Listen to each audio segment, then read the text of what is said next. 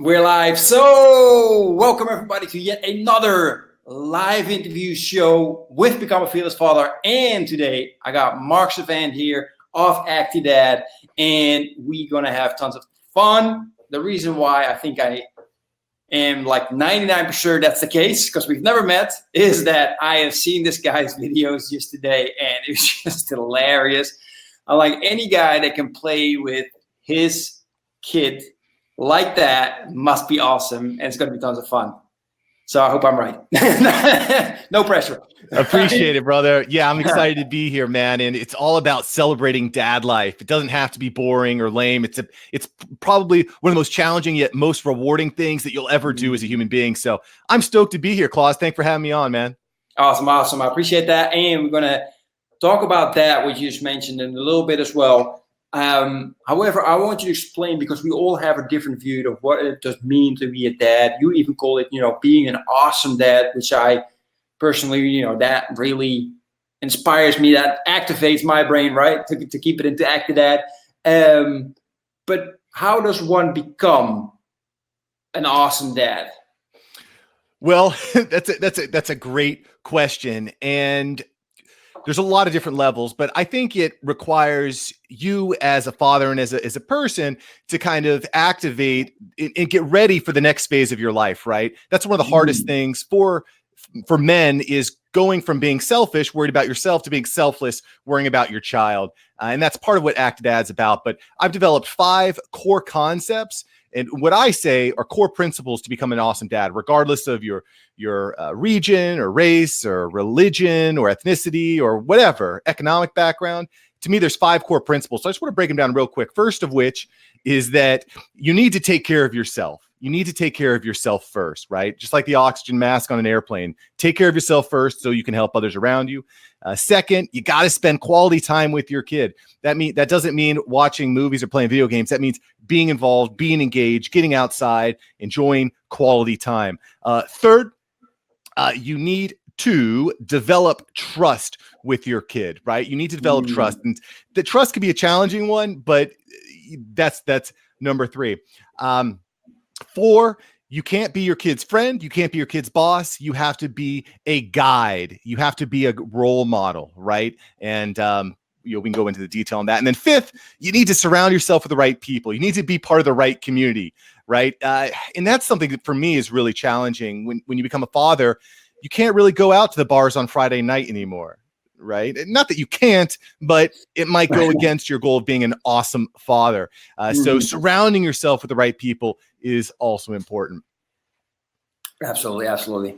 Man, I love that. That was clear, precise, and short to the point. I appreciate you sharing that. We'll dive into all 5 of them, absolutely, for sure. When you said spend quality time, the picture that got on my brain is you tackling your daughter running in a rugby outfit. Like, that is, even if that video was only 10 seconds, and even if that whole day was only that 10 seconds with your daughter, I think that would have made the biggest impression on her for the rest of the week. It made the biggest impression on me for the whole day, at least. So I love that. We'll talk about that as well. And let's go into your background story, Mark. Who's Mark? What's your family setup? Let's dive into that. Sure. I live down here in South Florida, over here in the United States. I have a wife. We've been together for over 10 years. We've been married for 5. We have a 3-year-old daughter and a 7-week-old son. And we're just living our best lives down here. By day, I work in an insurance agency, sell insurance.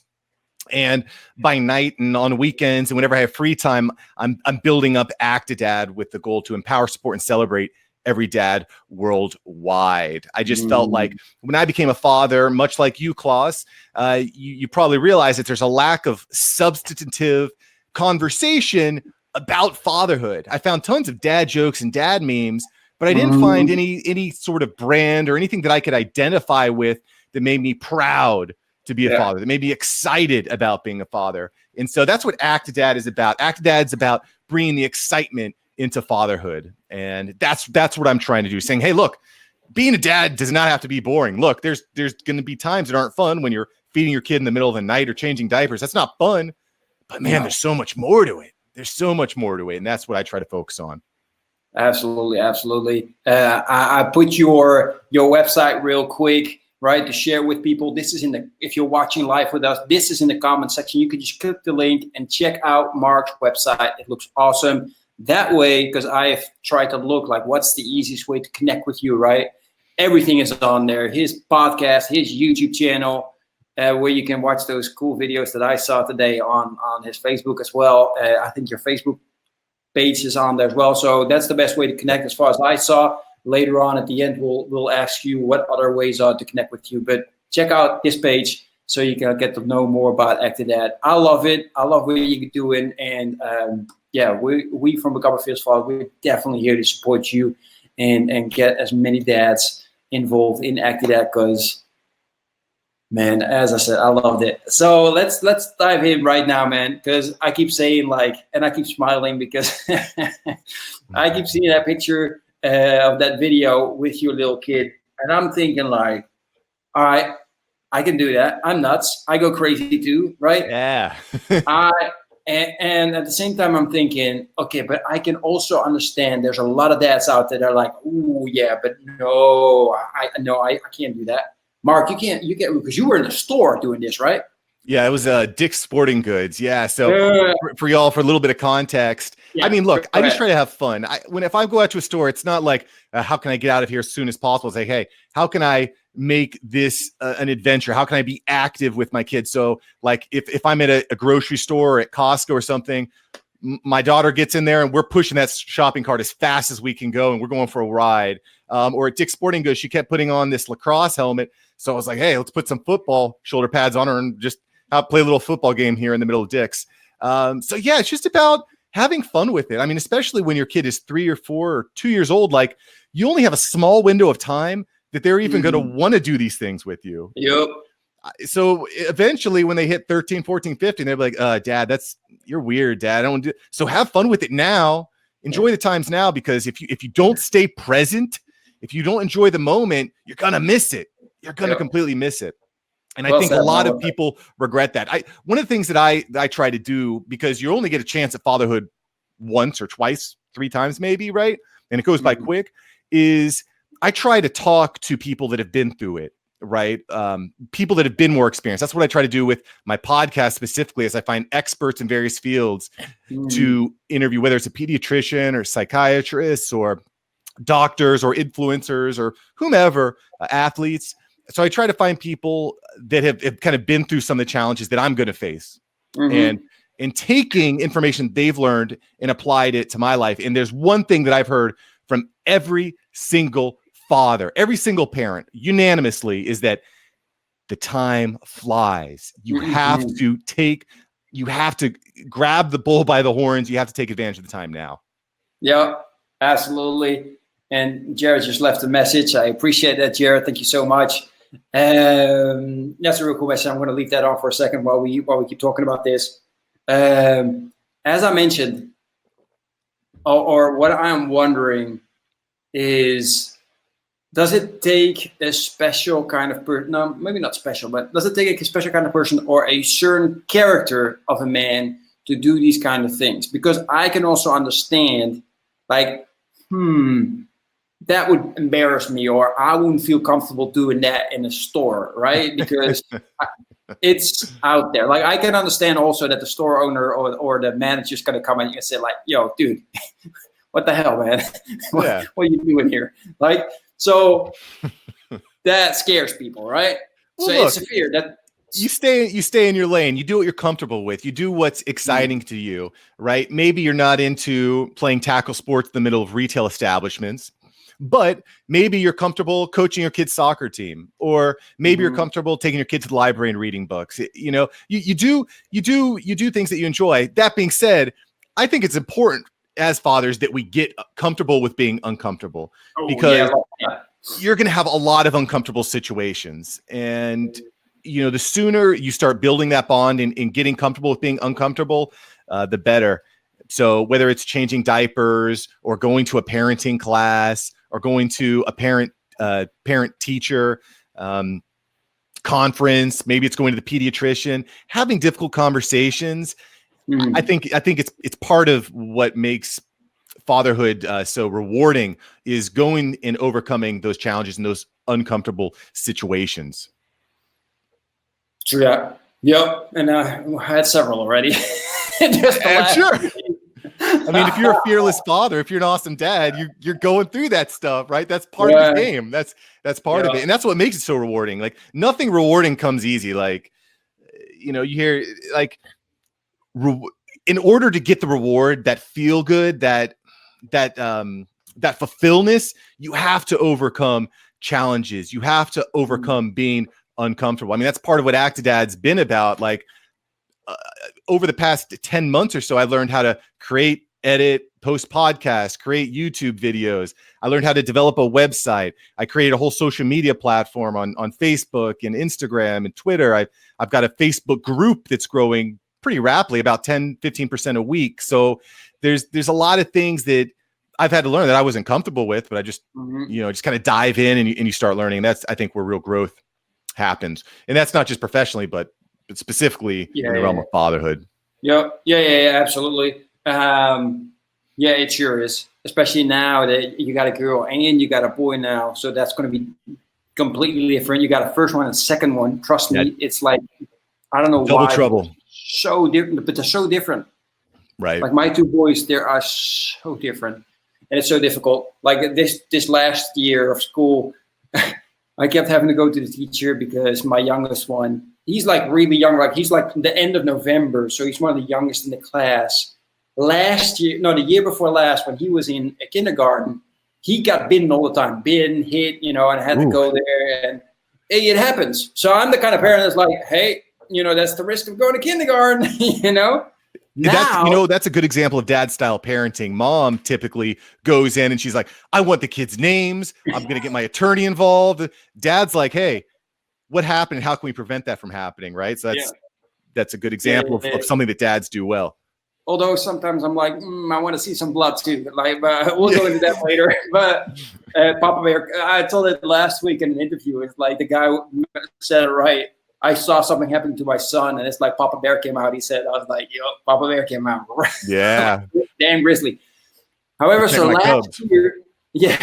last year he started biting, hitting, and kicking and doing all that stuff now. So I've been going to seeing the teacher the whole year, just picking him up. He bit somebody in the back again. We had to put ice on the poor kid. I'm like, oh God, I hope the parents don't just start looking for me because. Yeah. I mean, parents are obviously, like you said, very protective over their kids. And it's a hard thing. I mean, like, how do you snap your kid out of that, that way that he's going, right? I think a lot of fathers, a lot of parents try to tackle it with aggression and do not do this, don't do this, you're going to get spanked and all that. And I don't think that's always as constructive. I think it's hard to build trust if you're being a boss, if you're saying, do not do this, but try to kind of help them learn why or try to think through why. So I'm curious, in your case, Klaas, how did you kind of go about saying, hey, son, biting is not okay. You don't like to be bit. Other kids don't like to be bit. Let's not bite. How are you going about trying to address that problem? Because it's tricky. Because like you said, every kid is different. So how do you tackle it? I went through all of that, what you just mentioned. Yeah. So, I mean, at one point, it was just like you get hopeless because I tried everything. Talk to him, have his older brother who's 6 and the youngest one is 3. So having a 6-year-old trying to explain it to him, putting my teeth on his arm, remembering like, hey, look, this hurts. Not really biting, but just saying like, hey, look, you know, that's not comfortable for somebody. Yeah. But in the end, just coming to terms that, because also talking to my dad, right? Because he's been a father and apparently I did the same. So that was interesting to know. And well, at 3 years old, like it's tough, you know, 3 years old. Yeah. But I was the same. Like somebody would walk by and I would bite somebody and they would only see that. And apparently it was not that situation. It's a situation before that wasn't handled correctly by whoever was watching the child, right? So what I've learned is that you have to make sure that the teachers pay good attention, and not just pay good attention because most likely they will.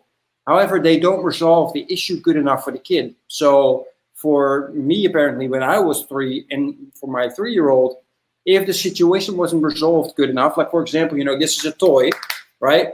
and my son was playing with it, and the other kid took it, and then they resolved it by, for example, taking away the toy or whatever. And my kid wasn't satisfied with the way that the issue was resolved. He would remember this, right? And then as soon as he would see the kid again close by, that's when he would respond. So it is not an out of the, so we think it's an out of the blue. Like, that was my first instinct. Like, what's wrong with my kid? What's wrong with my kid? Well, I think a lot of kids bite either out of self-defense, right? They're being grabbed in a way they don't like, and he's the little kid. He's like, how can I get out of this? Bite. Or it's out of frustration, like, give me my toy back, give me my toy back. All right. The other way, and something that I kind of realized, is my daughter and I, we like to roughhouse, and we play hard, right? Like you said, we're tackling each other in the middle of sporting goods stores, right? So we like to roughhouse. And one of the things that I found is during certain games that we play, I might pretend to bite her, be like, I'm a tiger. Arr, arr, arr, arr. I realized that maybe my pretending to do that is something that she starts to do, but she's 3 years old. She doesn't understand the difference between a play bite and an actual real bite. So that was one of the things that I noted. And the other thing is that when you start roughhousing with your kid, when you start pushing their limits and going and putting them in challenging situations like that, you want to, as soon as they bite you, to get out of your headlock or your arm lock or whatever, as soon as they bite you, fun's over. That's it. Sorry.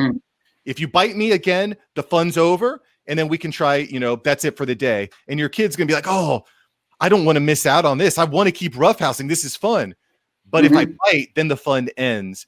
And so that's a really important thing that you can do as a father, is pushing their boundaries, but also setting the boundaries as well. Hey, if you do this again, if you throw sand in my face, if you bite me too hard, if you hit me with the wrong thing, do not do that, because the fun's over. And so you can kind of help teach these boundaries daily through your roughhousing. And roughhousing is something that a lot of dads don't even realize what they're doing when they're doing it. But you're setting boundaries. You're teaching empathy. You're teaching them to not push things too far, because they know as soon as they push those things too far, they don't get to play with dad anymore. And that's the one thing that they don't want to have happen. Yeah. Absolutely. So now you mentioned something else that I want to talk about. So I'm glad we can fly into that, because I saw the other video with you and the kids. Well, it was your daughter and I assume another kid. And you just let yourself absolutely be delved into understand, right? Yeah. And then at the end, I saw your daughter just throw sand in your face, try to put it in your eyes, I thought she was trying to shove it up your mouth, shove it up your nose.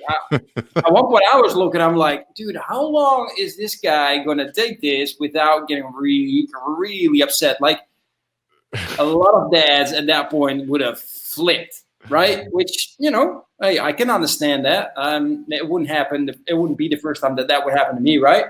So I'm just wondering, man, how do you get to that sense of calmness and patience to take that? And then probably, is it the movie, right? Because that happened with me. It's like, oh, the camera's on, now I got to be really or is it just like, are you really that calm, or do you do certain exercise or something to train your patience? Yes. I mean, like, look, every dad is going to get frustrated. Every dad's going to get angry. I'm absolutely the same. There are times where I'm just like, oh, you're driving me crazy right now. You're not listening. You're tearing up the house. You took out all the clothes out of the closet. Yeah, I mean, I'm just like every other dad. I get frustrated. I get angry at times.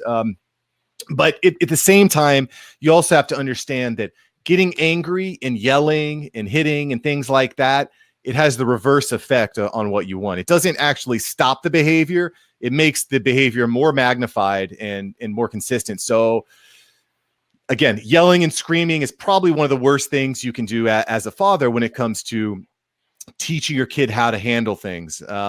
Because that's one of the things I noticed, is that parents that tend to yell more have kids that yell more. And then it just ends up being a pretty toxic dynamic. So to your point, staying cool and staying calm is probably one of the most important things you can do.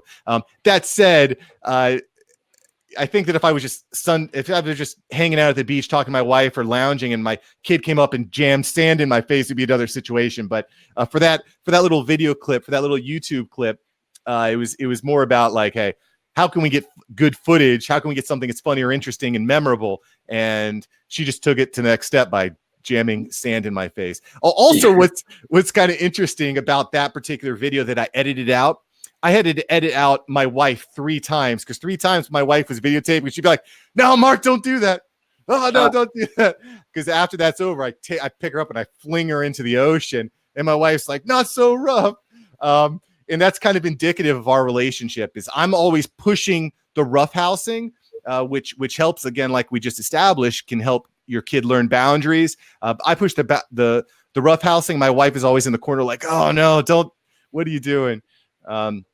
But like, look, there's so many, there's millions, billions of people in the world, and everyone has a different threshold of anger and frustration. But one thing I will say is yelling and striking your kid out of anger is never going to improve your situation. If you're getting very frustrated, if you're getting very angry, it's best to just take a step back, take a deep breath. If you have the luxury of having a partner that's with you, say, "Hey, babe, I need 10 minutes. The kid is really pushing me to the brink. Take the kid for 10 minutes. I got to go cool off." And I think that's a really important thing to do, is to step away when you feel that anger level getting up there, because please believe it's going to happen eventually. You're going to get to that point where you're overloading with anger and frustration. So taking a step away is important. No, absolutely. And sometimes it just happens. You explode. Everybody's going to explode. I think I always, if you did make a mistake and explode, and then it's always a good opportunity to later, when you calm down, get back to it and have a good discussion with your child and be like, "Look, Daddy messed up. I shouldn't have said that. I shouldn't have exploded like this. I apologize. This and this is what happened. How can we make it up, or how can we move forward from this?" Right. So 100%. I like that. Let's dive into your 5 pillars, man, because I love that. So you mentioned, like, the first one is take care of yourself, right? Yep. So one of the things when you said, like, okay, I know, I think by now my kids also know, if I didn't meditate in the morning, they know, because I'm less patient.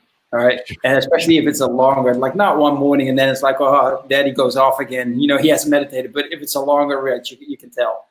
But I'm just wondering, like, what are some of the things that you do to make sure that, you've taken care of yourself for that day, and you're improving yourself, right? Because that's the aim of the game, at least for me, right? Yeah.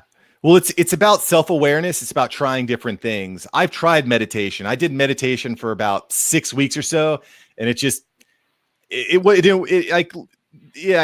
meditation didn't work for me.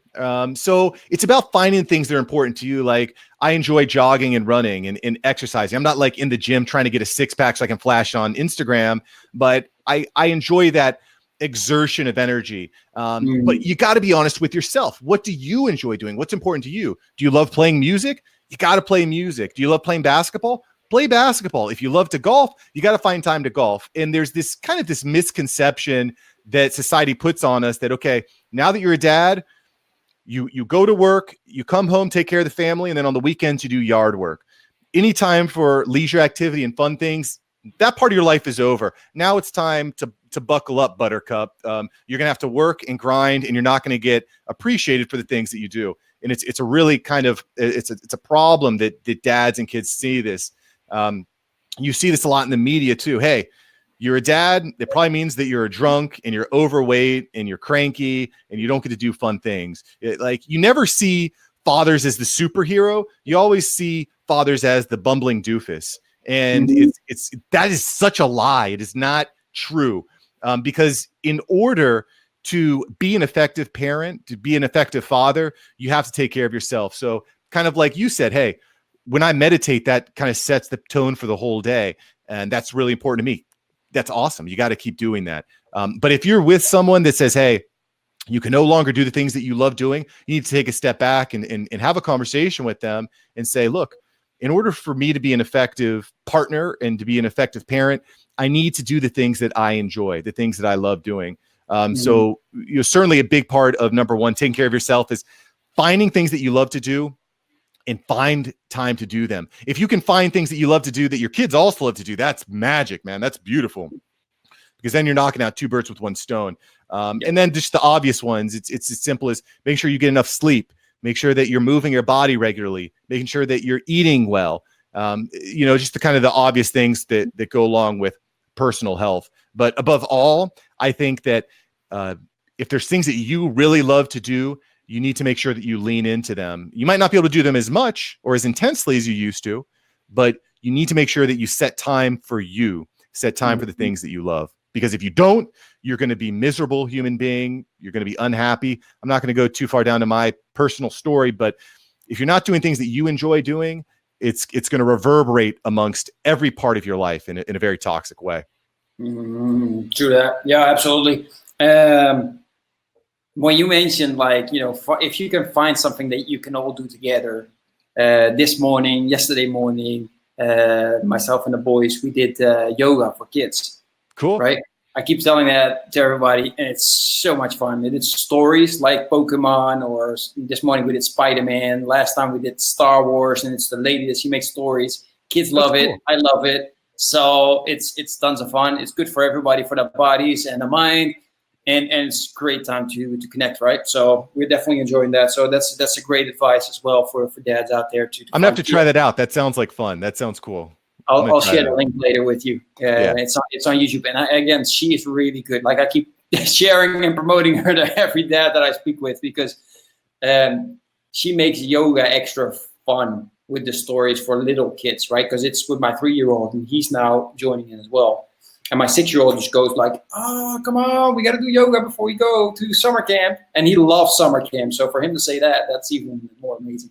That's awesome. If you can find things that are good for you, that your kids enjoy, magic, man. That's where the money is. That's what you got. That's what you're looking for. That's what you keep searching for. Yeah, absolutely. And sometimes it's just doing something that they enjoy, and I might not as much, right? Yeah. But I didn't look for, okay, what's the thing that I can enjoy from this? Okay, right. I can be with them and just have fun and laugh, and then just let's roll with it, and we'll get there.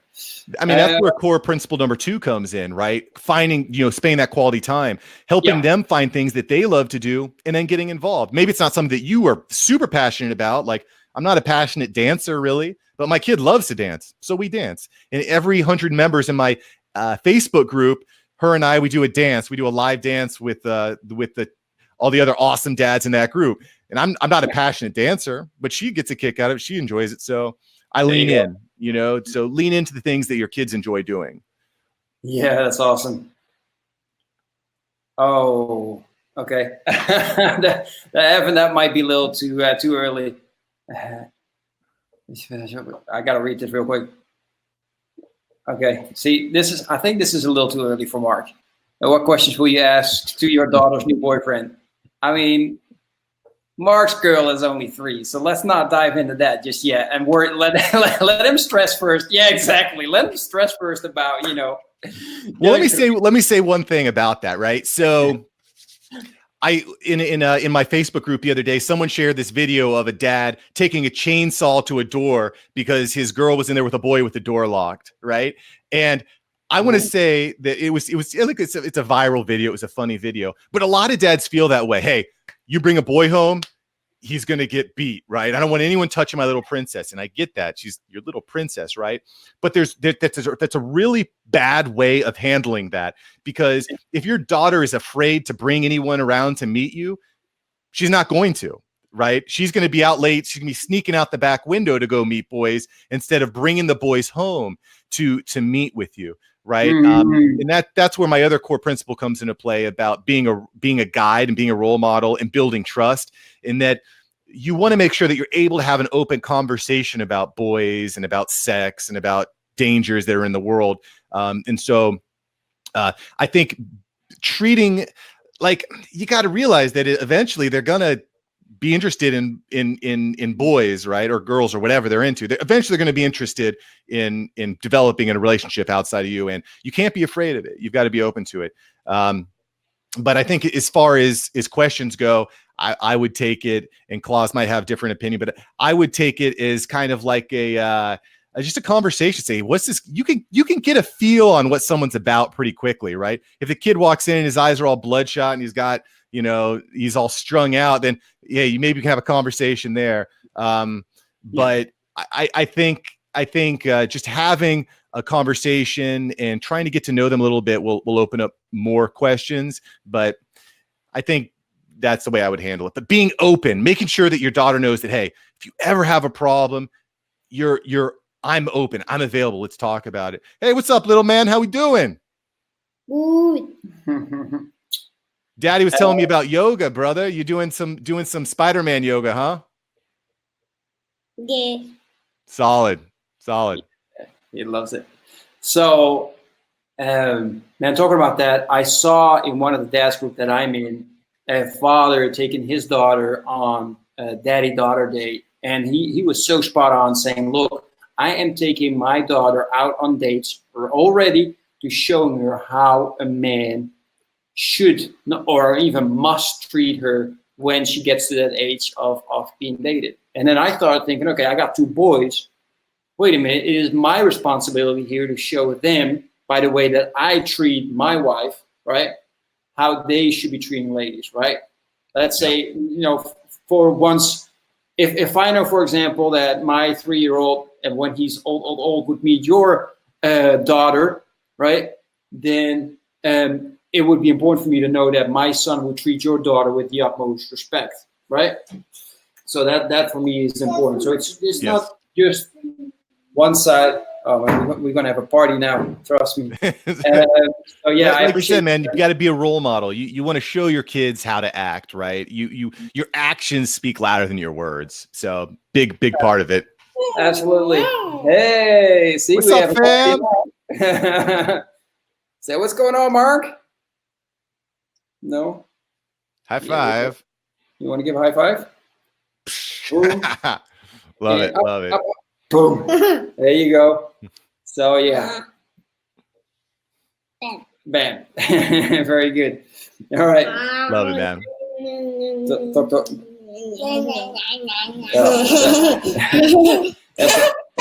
That's a lot of wood, boys. So what are some of the things, because developing trust, that's so important, right? It's very important. So I'm just wondering, what kind of tips, extra tips that from what you've already shared, could you share with us of how you're going about now with your 3-year-old? I mean, with a 7-year-old, it's probably just, holding him as much as you can and making sure that, this is daddy, and maybe singing to him. But how do you go about building trust with a 3-year-old where sometimes, So I have a 5-minute YouTube video on this exact topic, how to build trust with your kid. So I'm just going to hit what I think is probably the biggest core thing. And then you can check out that video over on my YouTube channel, the Actidad YouTube channel, for a more comprehensive look. But one of the best things that you can do, trust is all about communication. Okay. And active listening is the most important thing you can do as a father or as a husband or as an employee or boss. Active listening is the best thing, the best way to develop trust. So when I'm talking about active listening, I'm talking about eye contact, touch, bringing them in for a hug, listening to what they say and then repeating it back to them. Oh, Joe, why do you feel that way? Hey, Adeline, I'm sorry that you feel sad. How can we make you feel happy? So those are a few different tips or tactics you can use. But active listening lets your kid know that I'm important to dad. Dad's listening to me. And that develops trust. I think that when you really listen to people, that's probably the most important way to build trust is actually listening and hearing what someone's saying. For a more comprehensive, kind of more of a deep dive, definitely check out my YouTube channel on how to build trust with your kid. But active listening is probably one of the most actionable things you can do. It's like a switch. Once you start actively listening to your kid, things switch, so paying attention to them, eye contact, listening, putting your phone down, and repeating back to them what they say, repeating their name back to them. Really, really strong for building trust. I hear you. Yeah. Repeating name. Yep. I'm probably a lot of dads now right now. They're going to be upset with you. What do you mean put my phone down? Are you kidding me? Right? Tough. It's tough. Oh, man, it frustrates me so much. Well, frustrating is maybe a big word, but there's 2 things that frustrate me when I take my kids to the park. It is the amount of moms and dads sitting around just glued to their phone, and it's the other amount of them giving their kids so much junk food that I'm just like, you know what? If you want to ruin your kids, that's okay, but stop. Can you please stop giving it to mine, because mine just know exactly where the food is at for some reason.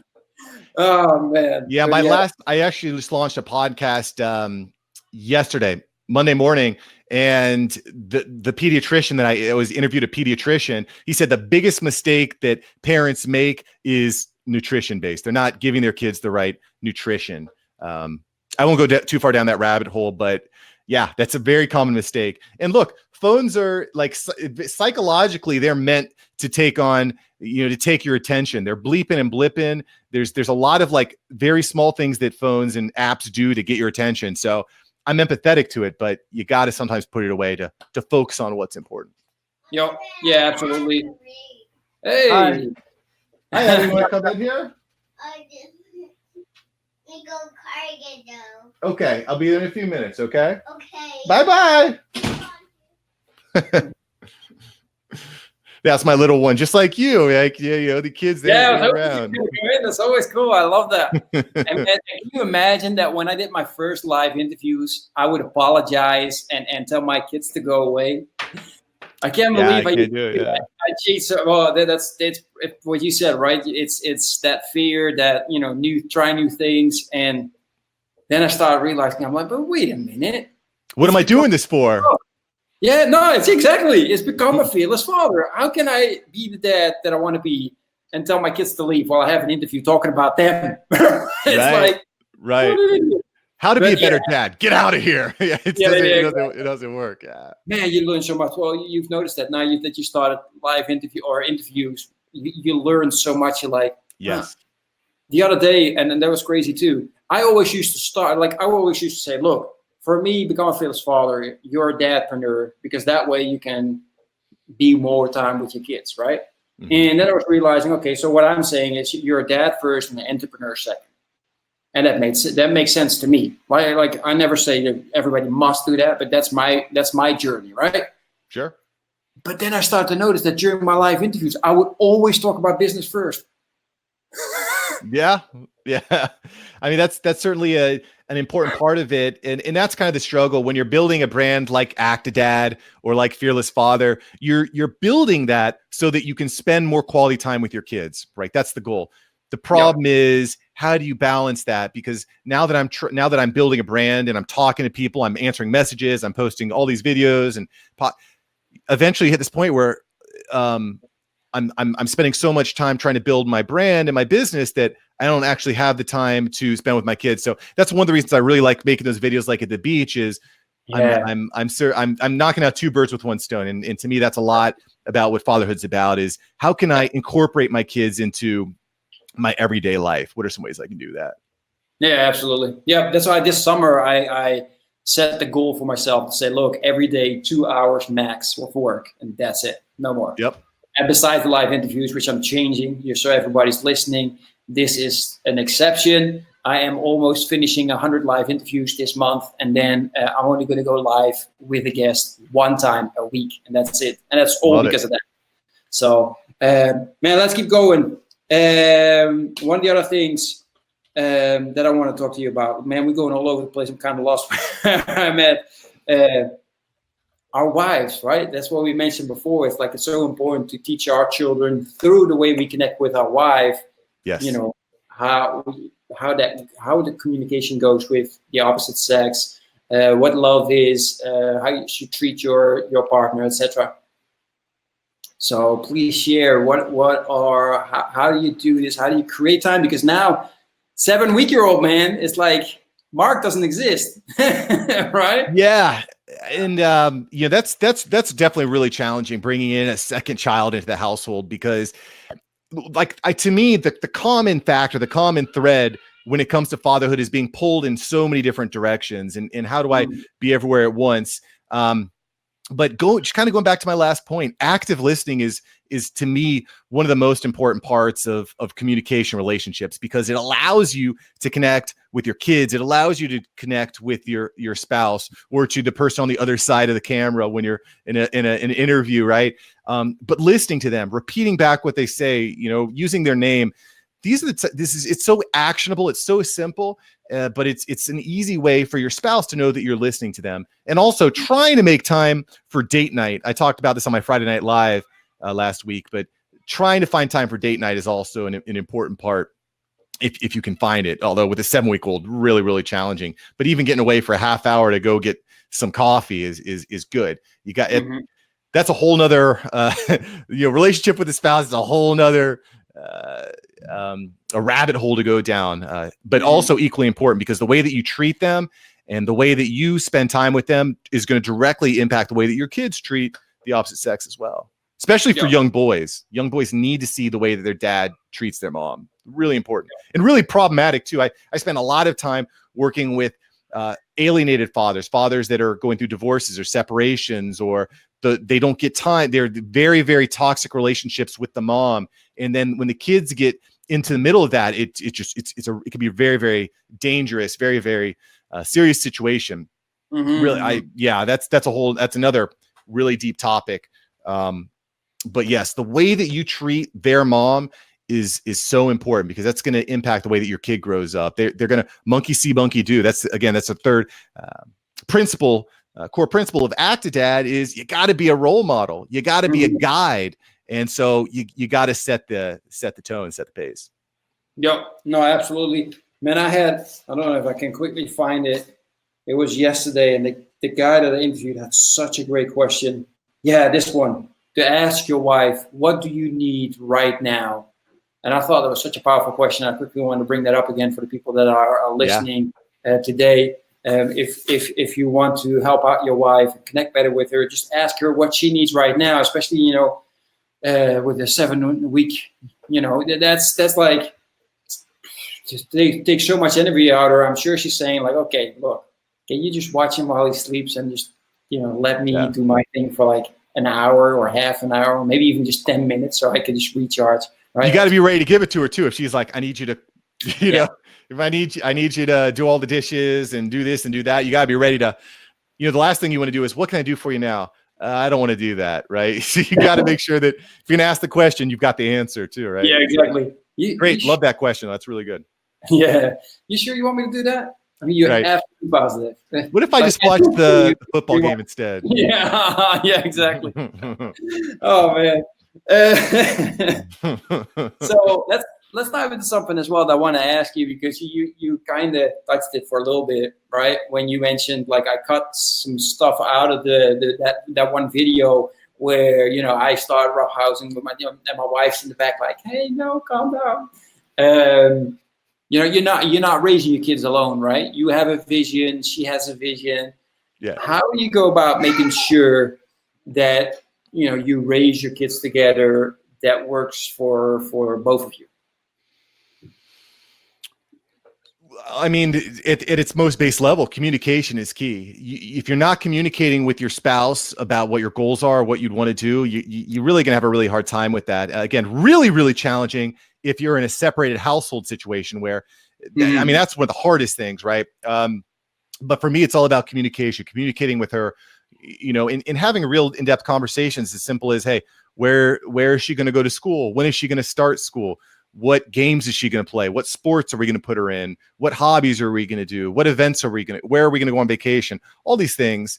And it comes down to communication. How are we going to discipline our child? That's something that's really important. And I'm not going to sit here and tell you that there's one right way to discipline, because there's not. I think there's a lot of different ways, and depending on your kid, there's ways that are probably correct and incorrect. But something as simple as that, if you're spanking and your wife is against you spanking, or if she's doing timeout and you don't enforce it, you're going to have a really, really big problem. So communicating on key topics, and maybe she feeds the kid junk food every morning and you don't like it, or maybe she puts the TV on every morning and you don't like it. Have a conversation. Say, hey, why are we feeding him Fruity Pebbles every morning?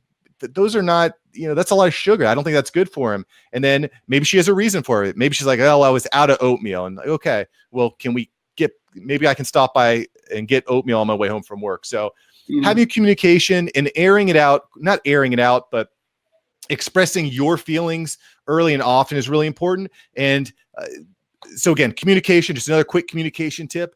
Always watch where your fingers are pointing. You want to avoid pointing your fingers at the other person saying, why are you doing this wrong? Why do you keep doing that? I don't like the way that you're doing this.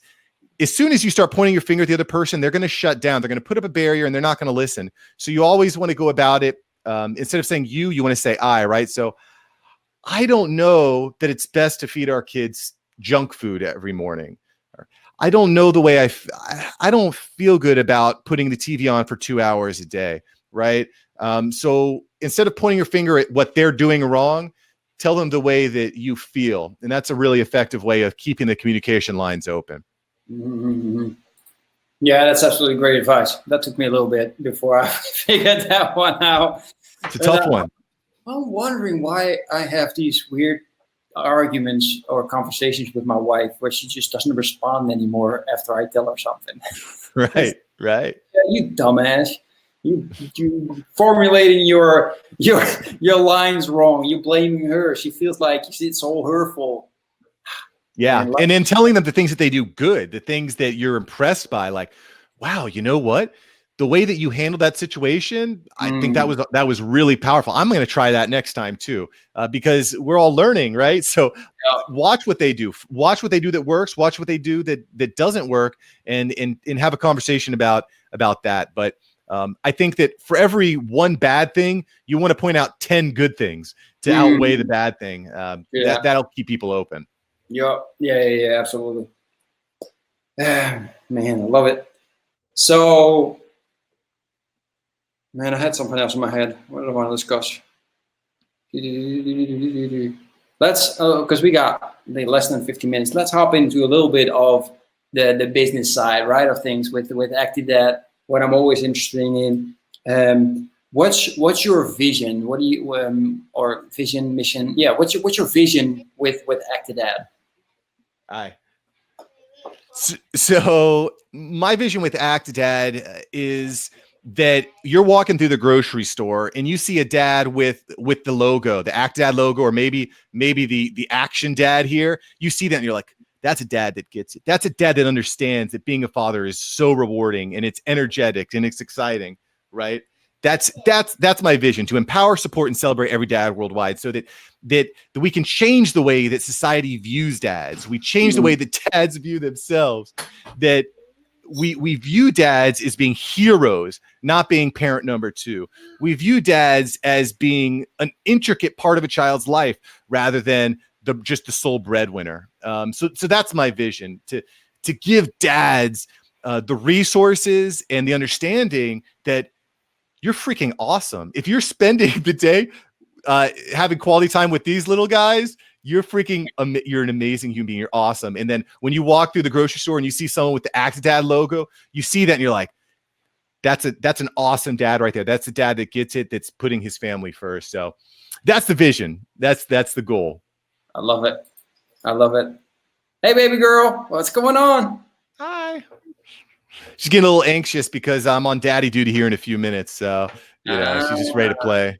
Awesome. Yeah, mine are getting anxious too because they want to go in the swimming pool. Love it. Great activity. Yeah, man, let's round it up and get going. So you mentioned, right, you got good growth going on in your Facebook group, and I saw your YouTube channel and stuff like that. What's going on, little girl? Hi. There you go. Scary man on the other side of the screen. What's your growth strategy? How are you making it possible for yourself to, because you don't have that much time, to make sure that Actidad keeps growing the way it deserves? Whew, man, it's a tough one. It's ever evolving because the algorithms are always changing. You're reaching people in different ways. And part of the challenge that I found with Actidad is that most dad brands that are successful are very much revolving around comedy and jokes. And I like that. I think that's funny, but I don't want to devolve into just being a meme page, which I like. I like seeing funny dad memes, but I want to have conversations like we've had that are substantive. That because I don't think looking at a dad meme about how you hate it when your kid wakes up early is going to help you to be happier, be a better father. It might give you a joke, a little dopamine shot, but it does. So that's been one of the challenges, is that I see dad meme pages that are just growing leaps and bounds so quickly, and I know I could do that, but I don't want to go too far down that road. But as far as my growth strategy has been, it's been developing a strong base of dads that are serious. They want to be awesome dads. They want to be more fulfilled. They want to have a better quality of life, and just trying to draw a strong base from there, because like I get messages every day, literally every day, Klaas, where dads are like, man, that video you posted, that podcast episode with Warren Farrell or Dr. Cat is like, that was so powerful for me. And that meant a lot. And so for me, I'm just trying to speak my truth and be honest and try to develop relationships with dads. And for me, probably the best thing that I've done was start the Actidad group on Facebook. It's just been such an amazing hub of awesome dads getting together, connecting, and helping each other, because the reality is there's only one Mark, right? Yep. But when you can develop a base of thousands of dads, hundreds of dads, thousands of dads that believe the same things and have the same goals, they help each other. And it's been really positive. I see a lot of dad groups that are filled with a lot of negativity, like, and this kind of stuff. But man, Actidad is all about positivity. Like, hey, you have a problem, let's fix it. How can we improve it? How can we get better at it? And it's been a beacon of positivity. Nice. The podcast too has been a really special thing for me. It's just been really cool connecting with these just amazing stories and amazing fathers and experts all around the world. It's been kind of blowing up. Honestly, it's a little crazy, but the Actidad podcast is awesome. Love that. And then the YouTube channel, I just started up a little bit more recently, but it's a learning experience. So it's just about keep learning, keep yourself on your toes, but the algorithms are always changing, rules are always changing. But for me, it's about developing solid relationships, being consistent with my messaging about, hey, being a dad is challenging, but it's so fulfilling. You just gotta stay positive. Exactly. Right on, man. I love it. I really appreciate it, man. I appreciate you taking the time to be on here, sharing everything with you. There were so many messages. I had to scroll back to find this message that I posted in the beginning, right? So for everybody who's watching, is listening to the replay, or watching the replay, check out the website. It's in the comment section. You just click on it.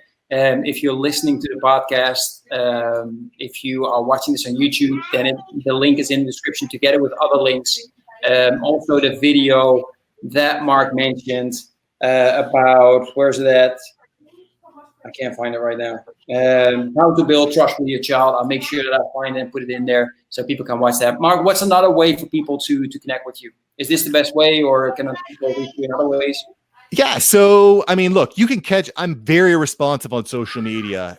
You can just find me at Actidad pretty much anywhere. You find your favorite social media platform, I'm almost assuredly there. And if I'm not, let me know. I'm going to try to get on that. But Actidad is basically a mixture of active and dad. So it's Actidad. And that's what I think it's all about, being active in your kid's life and developing those bonds. But yeah, Facebook, Instagram, Twitter, you can find me on the YouTube. Podcast is great. And I'm just about trying to develop relationships with dads like yourself, Klaas, that are motivated to be better, motivated to get more out of fatherhood, because the reality is life is short. And I don't want to be one of those dads who wakes up in 20 years and be like, man, I missed it.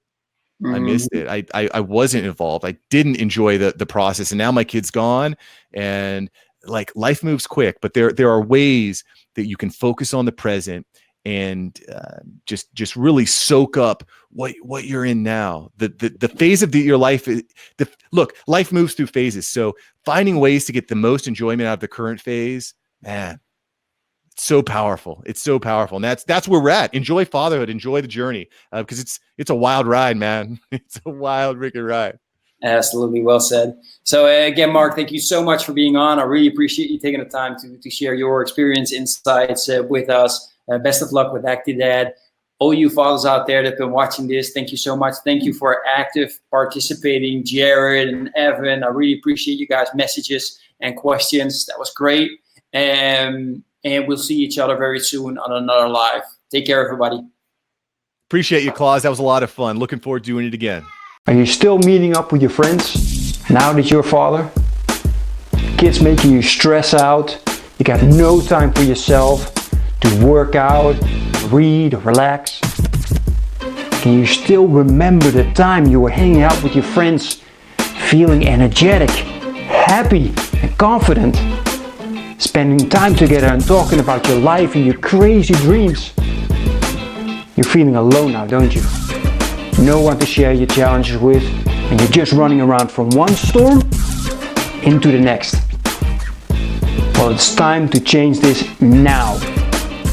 Join me and the Brotherhood of Fearless Fathers to speak on a weekly basis with like-minded dads to crush your challenges, face your fears with determination, be held accountable, and regain control of your life. If you want to become the hero your family needs you to be, then go to becomeafearlessfather.com/brotherhood. Looking forward to seeing you on one of our next calls.